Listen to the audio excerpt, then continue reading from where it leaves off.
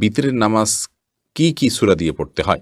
স্বপ্নে সহবাস করতে দেখলে গুনাহ হবে কিনা, একা নামাজে একামত দেওয়া জরুরি কিনা, রুকু করার সময় কাপড় টাকনুর উপরে উঠে গেলে নামাজ হবে কি, নামাজের নিয়ত কিভাবে করব, নামাজে তেলাওয়াতে ভুল হলে কি সেজদা দিতে হবে, মাগরিবের সময় ঘুমিয়ে বা শুয়ে থাকা বা খাওয়ার বিধান সম্পর্কে জানতে চাই, খাটের উপর দাঁড়িয়ে নামাজ পড়া যাবে কিনা, নামাজে সানা পড়তে ভুলে গেলে নামাজ হবে কিনা, নবজাতকের বমি কাপড়ে লাগলে নামাজ হবে কিনা, অতীতের গুনাহ কিভাবে পানা চাইব, মৃত ব্যক্তির উদ্দেশ্যে মসজিদে মিষ্টি দিলে কি কোনো সওয়াব হবে, কোন কাজ করলে পরিবারে অশান্তি দূর হবে ও আর্থিক সচ্ছলতা ফিরবে, কোরআন মজিদ কি শুয়ে শুয়ে পড়া যাবে, অজুর সময় ঘন দাড়ির ভেতর পানি কিভাবে পৌঁছাতে হবে, মৃত মানুষ ভুল করে থাকলে আমরা তাকে মাফ করে দেই, কিন্তু আমরা ভুল করে থাকলে মৃত মানুষ কিভাবে মাফ করবে, ব্যাংকে ডিপিএস করা কি হালাল হবে, প্রচণ্ড শীতে ফরজ গোসল প্রয়োজন পড়লে কি কোনো ছাড় রয়েছে, যে ঘরে সূরা বাকারা পড়া হয় সে ঘরে জিন শয়তান প্রবেশ করতে পারে না, এটা কি সঠিক, মৃত মানুষকে দাফন করার পর কবরের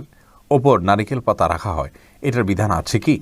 আর বিলম্ব না করে চলুন আপনাদের যে প্রশ্নগুলো ইতিমধ্যে আমাদের কাছে চলে এসছে সেগুলোর উত্তর দিয়ে আমরা শুরু করি। নাহিদ নোমান জানতে চেয়েছেন কোন কাজ করলে পরিবারে অশান্তি দূর হবে ও আর্থিক সচ্ছলতা ফিরবে। ভাই নাহিদ, এর জন্য আপনাকে আমি পরামর্শ দেব দুটি কাজ সবচেয়ে গুরুত্বের সাথে করার, এক হলো দুরূদ শরীফ আর একটা হলো ইস্তেগফার। এই দুটি জিনিস আপনি বেশি বেশি করে পাঠ করবেন। রাসূল আকরাম সাল্লাল্লাহু আলাইহি ওয়াসাল্লাম হাদিস থেকে বোঝা যায় দুরূদ এটা বেশি বেশি করে পাঠ করলে মানুষের বিপদ আপদ দূর হয়, পেরেশানি থেকে আল্লাহ তাআলা মুক্তি নসিব করেন। ইস্তেগফার ক্ষেত্রে আল্লাহ তাআলা বলেছেন সূরা নূহের মধ্যে ফাকুলতু ইস্তাগফিরু রাব্বাকুম ইন্নাহু কানা গাফফারা ইউরসিলিস সামা আলাইকুম মিদরারা ওয়া ইউমদিদুকুম বিআমওয়ালিন ওয়া বানিন ওয়া ইয়াজআল লাকুম জান্নাতিন ওয়া ইয়াজআল লাকুম আনহারা। আয়াতগুলোর আলোকে অনেক মুফাসসিরিন ইকরাম, অনেক উলামা ইকরাম বলেছেন যে ইস্তেগফার বেশি বেশি করলে আল্লাহ তাআলা রিজিক বৃদ্ধি করেন এবং মানুষের রিজিকের অনটন দূর করেন। অতএব এই দুটি আপনি নিয়মিত করবেন, সেই সাথে আপনি খুব সিরিয়াসনেসের সাথে হালাল উপার্জনের জন্য চেষ্টা করে যাবেন, আল্লাহ তাআলা আপনার সমস্যাকে দূর করে দিন। এরপরে মাসুদ হোসেন জানতে চেয়েছেন প্রতিবন্ধী সন্তান হলে লোক বলে আল্লাহ তার বিনিময়ে তোমাকে ভালো কিছু দান করবেন, এ কথাটা কতটুকু সত্য? ভাই মাসুদ হাসান, এ কথাটা পরিপূর্ণ সত্য, কারণ ইন্না আজামাল জাজা মিন আজমিল বালা। মানুষের জন্য যত বেশি পরীক্ষা আসে বড় আকারে, তার বিনিময়ে সেরকম বড় আকারে আসে। সন্দেহাতীতভাবে কোনো বিকলাঙ্গ সন্তান যদি জন্ম হয়, কোনো প্রতিবন্ধী সন্তান যদি জন্ম হয়, মা বাবার অনেক পেরেশানির কারণ হয়, অনেক কষ্টের কারণ হয়। আল্লাহ তাআলার এই ফয়সালা তিনি মেনে নিয়েছেন, এই বিপদে তিনি ধৈর্য ধারণ করেছেন, এর জন্য তিনি অবশ্যই আল্লাহ তাআলার কাছে বিনিময় পাবেন। কারণ আল্লাহ তাআলা কোরআনে বলেছেন ইন্নামা ইউওয়াফাস সাবিরুনা আজরাহুম বিগাইরি হিসাব, যারা ধৈর্যশীল তাদের বিনিময় আল্লাহ তাআলা বিনা হিসাবে দিবেন। অতএব যারা তাদের এ ধরনের সন্তানের কারণে, সন্তান বিকলাঙ্গ হওয়ার কারণে বা অটিস্টিক হওয়ার কারণে তারা কষ্ট করছেন, স্ট্রাগল করছেন, ধৈর্য ধারণ করছেন, আল্লাহ ফয়সালাকে মেনে নিচ্ছেন, সন্দেহাতীতভাবে তার জন্য আল্লাহর কাছে তারা অফুরন্ত সওয়াব লাভ করবেন। মাহফুজ আহমেদ মুন্না জানতে চেয়েছেন মৃত মানুষকে দাফন করার পর কবরের ওপর নারিকেল পাতা রাখা হয়, এটার বিধান আছে কি? না, মৃত ব্যক্তিকে কবরে দাফন করার পর নারিকেল পাতা রাখার কোনো নির্দেশ কোরআন হাদিসে কোথাও দেওয়া হয়নি। বরং রাসূল আকরাম সাল্লাল্লাহু আলাইহি ওয়াসাল্লাম একটা কবরে তিনি ডাল গেড়েছেন এমনটি পাওয়া যায়, সেটি একটা কবরেই গেড়েছেন, এছাড়া অন্য কোনো কবরে বা সচরাচর সব কবরে তিনি ডাল গেড়েছেন এমনটি পাওয়া যায় না, যার কারণে কবরে কোনো কিছু গাড়তে হবে এমন কোনো কথা ইসলামের শরীয়ত অনুযায়ী নির্দেশিত নয়। তাহমি আপনি জানতে চেয়েছেন কেউ মারা গেলে তার থেকে কি মাপ চাওয়ার কোনো পথ আছে বা মাপ নেওয়ার কোনো বিধান আছে? বোন তাহমিদা, কেউ যদি মারা যায় তার থেকে মাপ চাওয়ার কোনো পথ আর খোলা থাকে না। তবে যদি আপনি তার কোনো হক নষ্ট করে থাকেন এবং তার কোনো পাওনা আপনার কাছে থেকে থাকে, তাহলে যে জিনিসটি করতে হবে তা হলো আপনি তাকে তার পক্ষ হয়ে আল্লাহর কাছে মাপ চাইবেন এবং তার পক্ষ থেকে দান সাদকা করবেন। কিয়ামতের ময়দানে আল্লাহ রাব্বুল আলামিন কিছু মানুষকে, যাদের নেকামল দ্বারা আল্লাহ তাআলা সন্তুষ্ট, আপনি নিজে আল্লাহকে সন্তুষ্ট করার বেশি চেষ্টা করবেন যেহেতু আপনার ত্রুটি আছে, এরকম ব্যক্তিদেরকে আল্লাহ রাব্বুল আলামিন কিয়ামতের ময়দানে তার পাওনাদারদের কাছ থেকে আল্লাহ মুক্ত করে দিবেন। কীভাবে মুক্ত করবেন? পাওনাদারকে আল্লাহ তাআলা জান্নাতের অফার করবেন, করে আপনাকে মুক্ত করে দিবেন। এরকম বিভিন্ন বর্ণনা হাদিস থেকে পাই আমরা।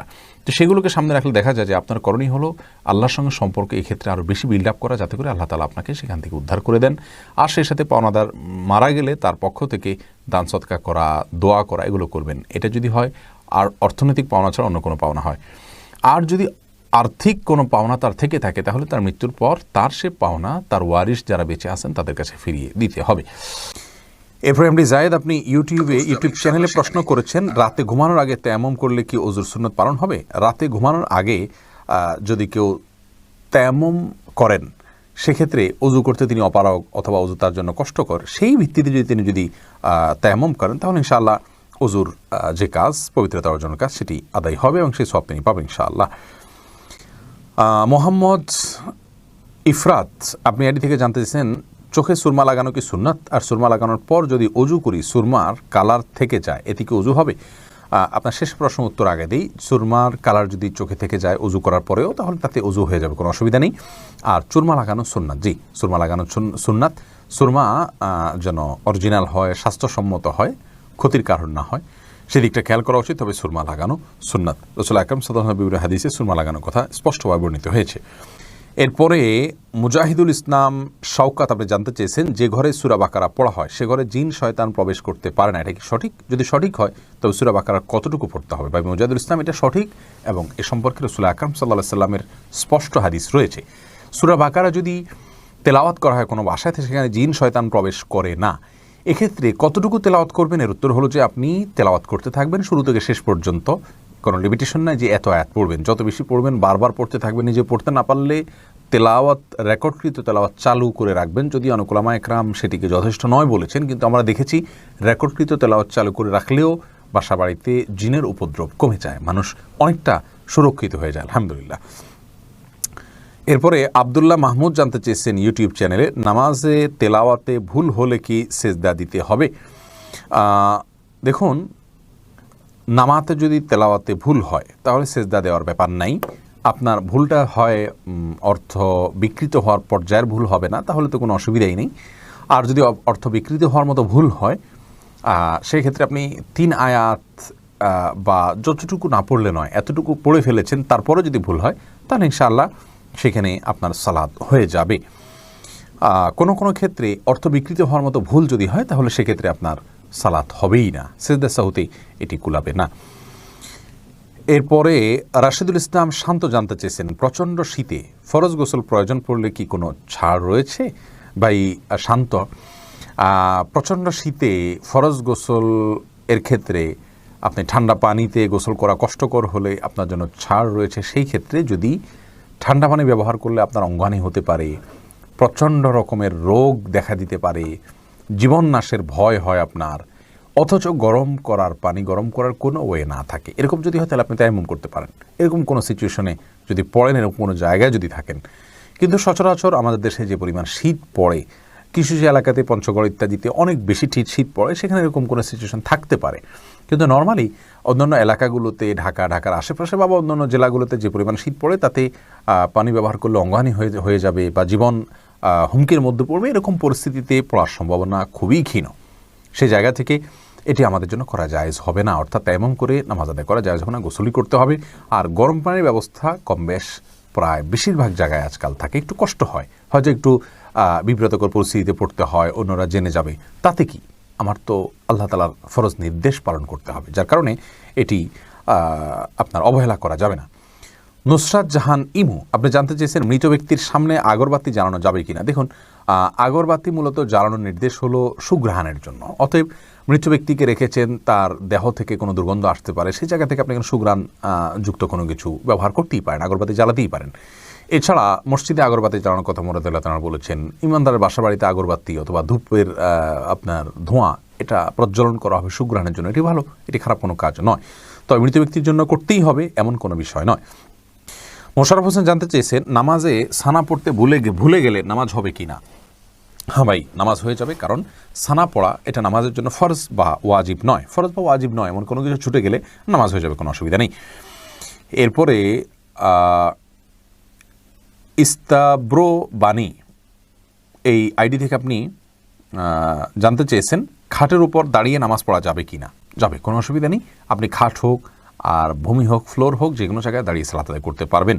আপনি স্বাভাবিকভাবে যদি সালাত আদায় করতে অসুবিধা না হয় তাহলে সেক্ষেত্রে কোনো অসুবিধা নেই। হ্যাঁ, কোনো খাটের উপরে দেখা যায় যে ম্যাট্রেস বা ফোম থাকার কারণে অনেক দূর ডেবে যায়, যার কারণে রুকু সিজদায় তিনি ব্যালেন্স রাখতে পারেন না এবং সুন্দরভাবে সালাত আদায় করতে পারেন না, সেজদা সঠিকভাবে করতে পারেন না। এরকম যদি হয় তাহলে সেক্ষেত্রে তার জন্য খাটে দাঁড়িয়ে সালাত আদায় করা উচিত হবে না। এটা কমপক্ষে মাকরু হবে, অপছন্দনীয় হবে, তবে সালাত হয়ে যাবে। যেহেতু সালাত স্বাভাবিকভাবে করতে তার অসুবিধা হয়, শরীরে ব্যালেন্স ঠিক রাখতে পারে না, রুকু সিজদা যথাযথভাবে করতে অসুবিধা হয় এবং মনোযোগও ব্যাঘাত সৃষ্টি হয়, যার কারণে এরকম জায়গায় সালাত আদায় করা উচিত নয়। আর যদি এতটা নরম না হয় তাহলে সেক্ষেত্রে সাধারণ খাটে বা চকিতে সালাত আদায় করতে কোনো অসুবিধা নেই। আয়েশা আহমেদ, আপনি ইউটিউব চ্যানেলে প্রশ্ন করেছেন বিয়ের ক্ষেত্রে ছেলে বা মেয়ের ছবি দেখা যাবে কি না। দেখুন, ছেলে বা মেয়ের ছবি দেখা যাবে বিয়ের ক্ষেত্রে শর্ত সাপেক্ষে। আর সে শর্ত হলো ছেলে মেয়ের ছবি দেখবে, তার কোনো বাবা, অভিভাবক বা অন্য কাউকে দেখাবে না এবং দেখার পরে ঠিক মুছে ফেলবে নিজের কাছ থেকে। এবং মেয়েও ছেলের ছবি দেখবেন এবং সেটি ফিতনায় পতিত হয়, ছবি দেখে বাজে চিন্তা হয় বিবাহ ছাড়া আগ পর্যন্ত, সেই সুযোগ যেন না থাকে সেজন্য এটি রিমুভ করে ফেলবেন। এই শর্ত সাপেক্ষে এটি দেখা জায়েজ রয়েছে সম্পূর্ণ বিয়ের নিয়ত যখন পাকাপাকি হয়ে যাবে তখন। আর আজকাল যেমন হয়, আল্লাহ মাফ করুক, তথাকথিত অবৈধ প্রেমের ক্ষেত্রে অনেকে বলে যে আমার বিয়ের নিয়ত আছে সেজন্য আমি দেখছি, আপনি দেখেই যাবেন, এ অধিকার আপনাকে দেওয়া হয়নি। আপনি এক নজর দেখতে পারেন শুধুমাত্র জানার জন্য, বাস এটুকু। এরপরে আপনি সেটার কন্টিনিউ করতে পারবেন না। এই শাহাদাত হোসেন সবুজ, আপনি জানতে চেয়েছেন স্ত্রীকে গর্ভবতী অবস্থায় সহবাস করা যাবে কি না। জি, স্ত্রী গর্ভবতী থাকলে সে অবস্থায় সহবাস করাতে কোনো নিষেধাজ্ঞা নেই।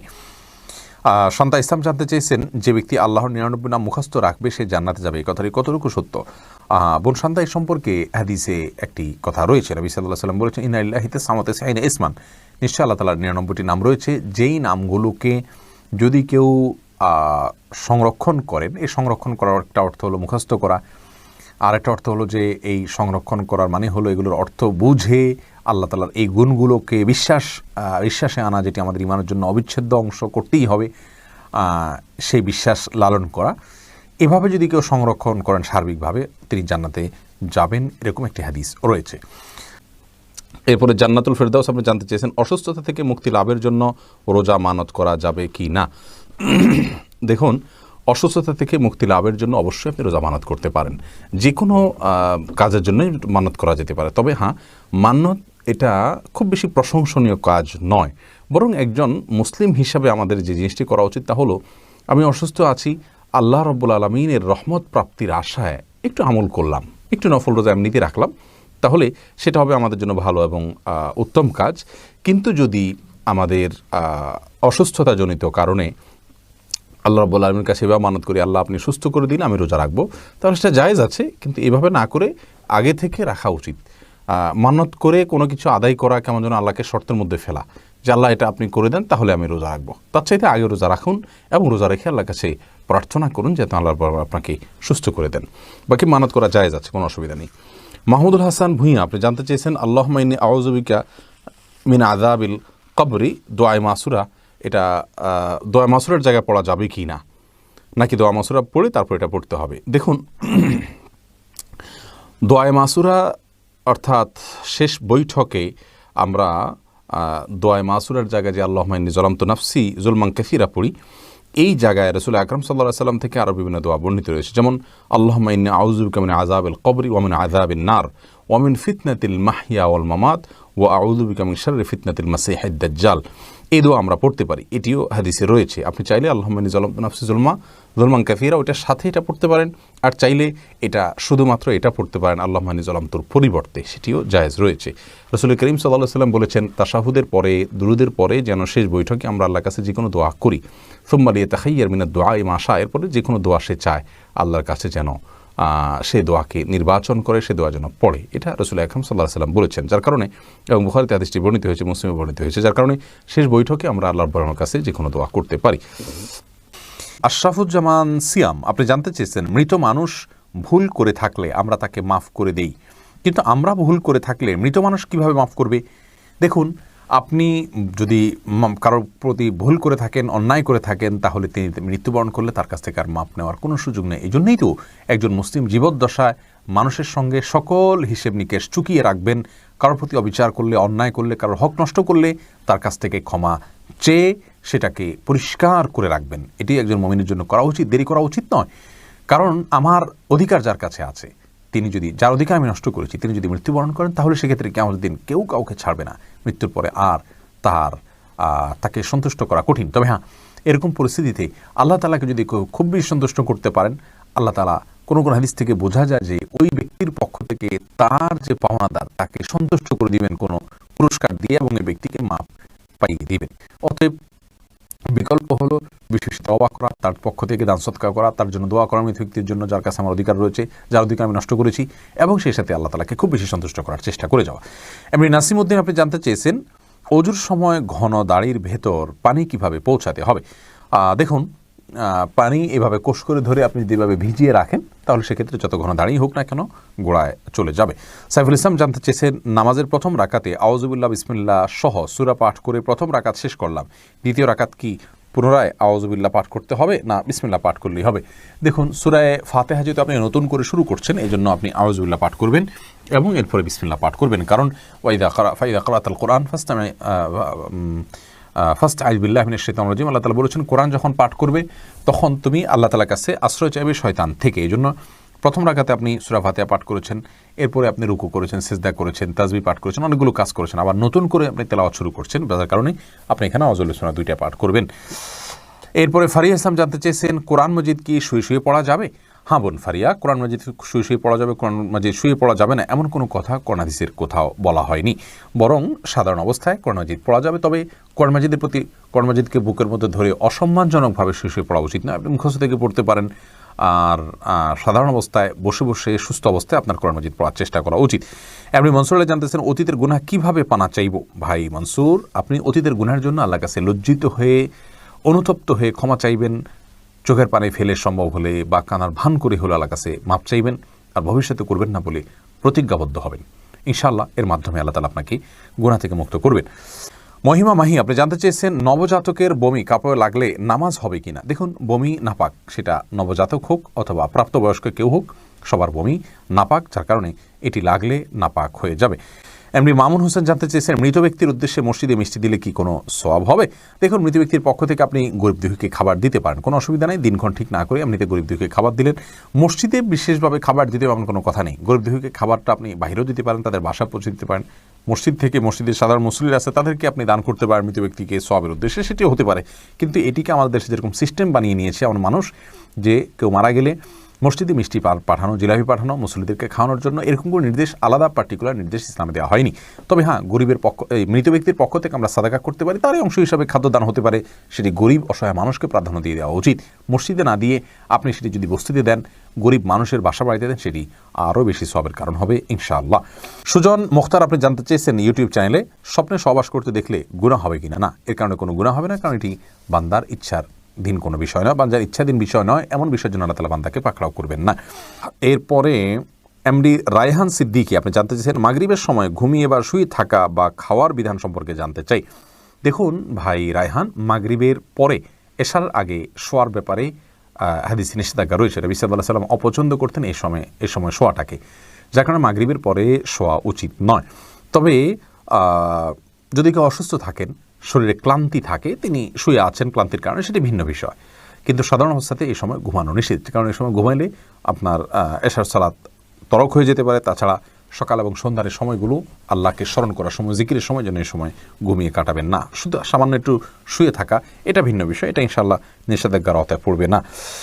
এরপরে এমডি সালমান ইসলাম জানতে চেয়েছেন নামাজের নিয়ত কিভাবে করব? আপনি কোন নামাজ পড়ছেন, আপনার মাথায় যদি সেটি থাকে তাহলে আপনার নিয়ত আছে, বাস। নিয়ত মানে ইচ্ছা। মুখে আপনাকে নামাইতুয়ান পড়তে হবে না, কারণ মুখে নামাইতুয়ান পড়া এটা মূলত নিয়ত নয়, এটা নিয়তের কথাটিকে মুখে প্রকাশ করা। ইসলাম আমাদেরকে সেটি বাধ্য করেনি। এরপরে রোজি আহমেদ জানতেছেন রুকু করার সময় কাপড় টাকনুর উপরে উঠে গেলে নামাজ হবে কি? দেখুন, রুকু করার সময় যদি টাকনুর উপরে কাপড় উঠে যায় তাহলে সেক্ষেত্রে আপনার মেয়ে মানুষ হিসাবে সামান্য এক ঝলকের জন্য উঠলো, 1 সেকেন্ড 2 সেকেন্ডের জন্য উঠলো, তাতে গুনাহ হবে না ইনশাআল্লাহ বিইذনিল্লাহ। এমডি সোহাগ খান জানতে চান একা নামাজে একামত দেওয়া জরুরি কিনা। জি ভাই, একা নামাজ পড়লেও আপনি যখন একাকী ফরজ নামাজ আদায় করবেন, একামত দিয়ে নামাজ পড়বেন, এই উদ্দেশ্যে কেউ চাইলে আপনার সঙ্গে এসে যোগ দিতে পারে জামাতে। আমরা কিন্তু এটা অনেকেই জানি না। কেউ যদি নামাজ শুরু করে দেন একা একা, তিনি যদি জোরে জোরে তাকবীর বলেন ইমামতের নিয়তে, পরবর্তীতে কেউ এসে তাকে টাচ করে তার পাশে দাঁড়িয়ে জামাতে শামিল হয়ে যেতে পারে, যে কোনো পর্যায়ে, যে কোনো মাঝামাঝি পর্যায়ে এসেও শামিল হয়ে যেতে পারে। তাহলে সেক্ষেত্রে তারা উভয়ে জামাতে সালাত আদায় করার সওয়াব পেয়ে গেলেন। এরপরে সজল শেখ আইডি থেকে আপনি জানতে চাচ্ছেন ব্যাংকে ডিপিএস করা কি হালাল হবে? শুধু ব্যাংকগুলোতে ডিপিএস করা হারাম হবে, যেহেতু সেখানে আপনাকে সুদ দেওয়া হবে, সুদভিত্তিক লেনদেনের চুক্তি আপনার সাথে হয়ে যাবে সেজন্য। আর ইসলামী ব্যাংকগুলো যদি হয় তাহলে সেক্ষেত্রে বেশ কিছুটা ছাড় রয়েছে, এবং সেটি কিছুটা কোনো কোনো ক্ষেত্রে এটি সন্দেহের মধ্যে পড়বে, শুবহাতের মধ্যে পড়বে, বাকি মৌলিকভাবে অন্য কোনো উপায় যদি কারো না থাকে এটি নাজায়েজ বা হারাম সরাসরি হবে না। তবে অ্যাভয়েড করতে পারলে সেটাও ভালো, যেহেতু সংশয় বা সন্দেহ সেখানেও রয়েছে। দিনের পথিক আইডি থেকে আপনি লিখেছেন বিতরের নামাজ কি কি সূরা দিয়ে পড়তে হয়?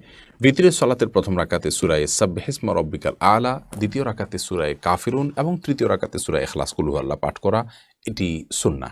নবী করিম সাল্লাল্লাহু আলাইহি ওয়াসাল্লাম বিতরের সালাতের সচরাচর এই সূরাগুলো তেলাওয়াত করতেন, বিধায় আপনি এই সূরাগুলো তেলাওয়াত করতে পারেন বা করার চেষ্টা করা উচিত। শেখ সোহানুর রহমান জানতে চেয়েছেন নামাজের মধ্যে তাশাহুদ পড়ার সময় তর্জনী আঙ্গুল উঁচু করার বিধান কি? এটা সুন্নাত, কেউ না করলে অসুবিধা নেই, নামাজ হয়ে যাবে, কিন্তু সুন্নাত বা মুস্তাহাব। অর্থাৎ আমরা যখন তাশাহুদ পাঠ করব তখন আমরা তাশাহুদের মধ্যে মূলত সাক্ষ্য দিচ্ছি আল্লাহর একত্ববাদের, রাসূল আকরাম সাল্লাল্লাহু আলাইহি ওয়াসাল্লামের রিসালাতের, তখন আমরা আঙ্গুল উঁচু করে মুখের সাক্ষ্যটাকে আমার আঙ্গুলের সাথে আমার আচরণের মাধ্যমে আমি মিলাচ্ছি। অর্থাৎ আমি মুখে বলছি আল্লাহ ছাড়া কোনো সত্যিকারের মাবুদ নাই, সাক্ষ্য দিচ্ছি, মুহাম্মদ সাল্লাল্লাহু আলাইহি ওয়াসাল্লাম আল্লাহর রাসূল সাক্ষ্য দিচ্ছি, আবার তার সাথে আমি আঙ্গুল উঁচু করে আমি সাক্ষ্যর সাথে ওইটাকে আমি মেলাচ্ছি। তো এটা জায়েজ, এটা মুস্তাহাব, করা উচিত। যদি কেউ না করেন নামাজ হয়ে যাবে। এটার পদ্ধতি নিয়ে অনেক মতপার্থক্য আছে, এটি আমরা বারবার বলেছি। সারাক্ষণ নাড়াতে থাকবো নাকি উঠিয়ে শুধু ধরে রাখবো? তো নাড়াতে থাকার সপক্ষে একটি হাদিস মুসনাদ আহমদে বর্ণিত হয়েছে যে এই আঙ্গুল নাড়ানোটা শয়তানের উপরে লোহার চাইতে বেশি, আপনার লোহার আঘাতের চাইতে বেশি কষ্টের। তো এই হাদিসের ভিত্তিতে অনেক আমাকে মনে করেন যে নাড়াতে থাকলে শয়তানের প্রতি এটা আঘাতের কাজ দেয়, এই জন্য নাড়াতে থাকার কথা তারা বলেন। আর এর বিপরীতে অনেক উলামায়ে কেরামের মতে এটা শুধুমাত্র উঠাবেন এবং নামাবেন। এখানে নাড়ানো বলতে উদ্দেশ্য হলো উঠানেন এবং নাড়ানো, এই নাড়ানো, সারাক্ষণ নাড়ানো উদ্দেশ্য না। আর তাছাড়া এখানে বেশিরভাগ হাদিসগুলোতে এসে ইউশিরু, আঙ্গুল দিয়ে ইশারা করা। তো ইশারা করা না হলে ইশারা করা হয় না, উঠানো এবং নামানোর মাধ্যমে ইশারা করা হয়। এই দ্বিতীয় মতটা আমার কাছে বেশি শক্তিশালী মনে হয়, অর্থাৎ উঠাবেন এবং নামাবেন। এমডি আরিফ আবার উঠানো নামানোর ক্ষেত্রে অনেকে বলেন আশহাদু বলার সময় উঠাবেন, লা ইলাহা ইল্লাল্লাহ বলার সময় নামা ফেলতে হবে, একটু আগের পরে হলে ঈমান থাকবে না। এগুলো সম্পূর্ণ ভিত্তিহীন কথা। সোহেল রানা আপনি প্রশ্ন করেছেন অনেকে বলে স্ত্রী প্রেগনেন্ট থাকলে স্বামী কোনো জীবজন্তু মারতে পারবে না, যেমন মশা, মাছি, ছারপোকা ইত্যাদি, মারলে আগত সন্তানের অমঙ্গল হবে, এটা কি সঠিক? না ভাই সোহেল রানা, সম্পূর্ণ ভিত্তিহীন কথা, এবং কোরআন এবং হাদিস এই ধরনের কোনো কথা নেই। প্রচুর পরিমাণে ভিত্তিহীন কথা এবং প্রপাগান্ডা আমাদের সমাজে প্রচলিত আছে, অনেক কুসংস্কার আমাদের সমাজে প্রচলিত আছে। তার মধ্যে থেকে এটা একটা, স্ত্রী প্রেগনেন্ট থাকলে স্বামীর জন্য কোনো করণীয়, মুরগি জবাই করতে পারবে না, এটা করতে পারবে, এটা করতে, এরকম কোনো কথা নেই, এগুলো সম্পূর্ণ বানানো কথা।